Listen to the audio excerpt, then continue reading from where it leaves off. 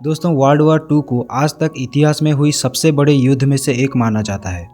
ये लड़ाई करीब 6 साल तक चली थी, जिसमें 7 करोड़ से भी ज़्यादा लोगों ने अपनी जान गंवाई थी। वर्ल्ड वॉर टू में हुई तबाही को देखने के बाद महान साइंटिस्ट आइंस्टाइन ने कहा था, अगर भविष्य में कभी वर्ल्ड वॉर टू होता है तो ये इतना भयानक होगा कि हमारी पृथ्वी हजारों साल पहले की स्टोन एज में पहुंच जाएगी। दोस्तों, इस वीडियो में हम वर्ल्ड वॉर टू के दौरान हुई 16 ऐसी बातों के बारे में जानेंगे जिसके बारे में शायद ही आपने कभी सुनी होगी, इसीलिए वीडियो में आखिर तक जरूर बने रहिए। नंबर 16, वर्ल्ड वॉर टू की शुरुआत तब हुई जब जर्मनी ने पोलैंड पर हमला कर दिया था। ये हमला 1 सितंबर 1939 को हुआ था, इसीलिए इस दिन को वर्ल्ड वॉर टू के शुरुआत के रूप में जाना जाता है। नंबर 15, वर्ल्ड वॉर टू से पहले जर्मनी में उस दौरान हिटलर का शासन चलता था। हिटलर का एक सपना था कि जर्मनी पूरे यूरोप पर राज करे। अपने इस सपने को पूरा करने के लिए हिटलर ने बाकी यूरोपियन देशों पर हमला करना शुरू कर दिया। हिटलर की ये हरकत फ्रांस और ब्रिटेन को बिल्कुल पसंद नहीं आई और इसीलिए वो जर्मनी के खिलाफ वार डिक्लेयर कर देते हैं। धीरे धीरे कई और देश भी इस युद्ध में जुटते हैं और यहाँ 2 ग्रुप्स बन जाते हैं। एक था एक्सिस पावर और दूसरा था एलाइड पावर। एक्सिस पावर में शामिल थे जर्मनी, इटली और जापान। दूसरी तरफ एलाइड पावर में शामिल थे फ्रांस, ब्रिटेन, यूएसए, चाइना और यूएसएसआर यानी सोवियत यूनियन। नंबर 14, दोस्तों, वर्ल्ड वॉर टू में लगभग पूरा यूरोप शामिल था, पर 3 यूरोपियन देश ऐसे भी थे जो इस युद्ध में शामिल ना होकर न्यूट्रल रहना ही सही समझा, जो थे स्पेन, स्विट्जरलैंड और स्वीडन। नंबर 13, हिटलर जिस महान जर्मनी का सपना देखता था उसके हिसाब से उसमें रोमन, ज्यूस, बाइसेक्सुअल और डिसेबल लोग फिट नहीं बैठते थे, इसीलिए वो ऐसे लोगों को ढूंढ के मरवा दिया करता था। नंबर 12, उस दौरान सबसे ज़्यादा टारगेट हिटलर ने ज्यूस लोगों को किया था। उसका कहना था ज्यूस लोग मनुष्यत की निशानी है और वर्ल्ड वॉर वन में जर्मनी की हार का वजह भी वो ज्यूस लोगों को ही मानता था। इसी नफरत के चलते हिटलर ने दी फाइनल सॉल्यूशन नाम का एक कैंपेन चलाई थी, जिसमें उसने 60 लाख से भी ज़्यादा ज्यूस लोगों को मरवा दिया था। आज हम इस घटना को होलोकॉस्ट के नाम से जानते हैं, जिसका मतलब है पूरी तरह से तबाह कर देना। नंबर 11, साल 1920 में हिटलर ने स्वास्तिक चिन्ह को अपने नाजी आर्मी का लोगो बनाया था। तब से लेके आज तक यूरोप में इस चिन्ह को एक बुराई का प्रतीक माना जाता है, पर असल में इस स्वास्तिक का मतलब है अच्छाई और कल्याण। हिंदू, बुद्ध और जैन धर्म में आज भी इस चिन्ह को मंगल मान के यूज किया जाता है। ग्रीस, इजिप्ट और चाइना में हिस्टोरियंस ने इसका प्रमाण भी ढूंढ लिया है कि सदियों पहले भी स्वस्तिक चिन्ह को लोग अच्छाई के लिए यूज करते थे, पर हिटलर ने इसे अपनी राक्षस नाजी सेना से जोड़ के इसको बदनाम किया। नंबर 10, दोस्तों, साल 1940 के मई महीने में जर्मनी ने फ्रांस पर भी कब्जा कर लिया था, पर 4 साल बाद एलाइड पावर मिलके नाजी सेना को फ्रांस से खदेड़ने लगे। यहाँ लगभग तय हो गया था कि फ्रांस जर्मनी के हाथ से निकलने वाला है।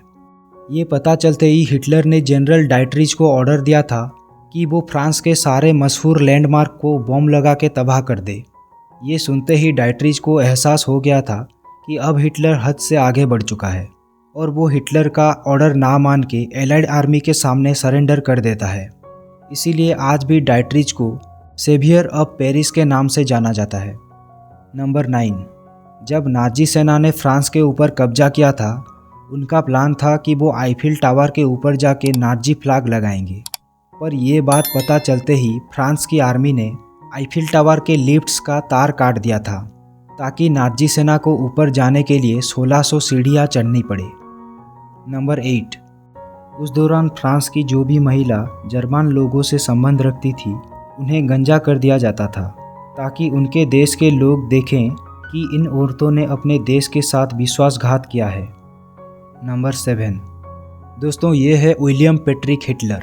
विलियम हिटलर का ही भतीजा था और वर्ल्ड वॉर टू में उसने हिटलर के खिलाफ लड़ाई की थी। विलियम हिटलर के भाई एलोइस हिटलर का बेटा था। विलियम का जन्म इंग्लैंड में हुआ था, पर बाद में उसने यूएस जाके वही की नेवी ज्वाइन कर ली थी। विलियम हिटलर से बहुत ज़्यादा नफरत करता था और उसने एक किताब भी लिखी थी जिसका नाम है why I hate my uncle. इस नफ़रत के चलते बाद में उसने अपनी सरनेम भी बदल के हिटलर से स्टुअर्ट होस्टन कर लिया था। नंबर 6, ये है George H.W. Bush. George America के 41वें राष्ट्रपति थे। वर्ल्ड वार 2 के दौरान जॉर्ज US एयरफोर्स में पायलट का काम करते थे।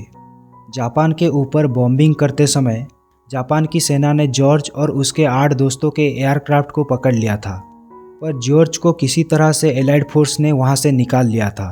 उनके बाकी पकड़े गए साथियों को जापान की आर्मी ने बहुत ज़्यादा टॉर्चर किया और बाद में मार दिया था। नंबर 5, 30 अप्रैल 1945 को हिटलर और उसकी पत्नी ने एक अंडरग्राउंड बंकर में खुद को गोली मार के सुसाइड कर लिया था, जिसके कुछ ही दिनों बाद उसकी नाजी सेना ने भी एलाइड फोर्स के सामने सरेंडर कर दिया था। नंबर 4, यूरोप में 7 मई 1945 को वर्ल्ड वार 2 ख़त्म हो गया था, पर जापान ने अभी तक हार नहीं मानी थी और वो USA के साथ युद्ध कर रहा था। पर बाद में USA ने जापान के हिरोशिमा और नागासाकी शहर में परमाणु बॉम्ब गिरा दिए, जिसके बाद जापान ने भी 15 अगस्त 1945 को सरेंडर कर दिया और वर्ल्ड वार 2 यहाँ ऑफिशियली ख़त्म हो गया।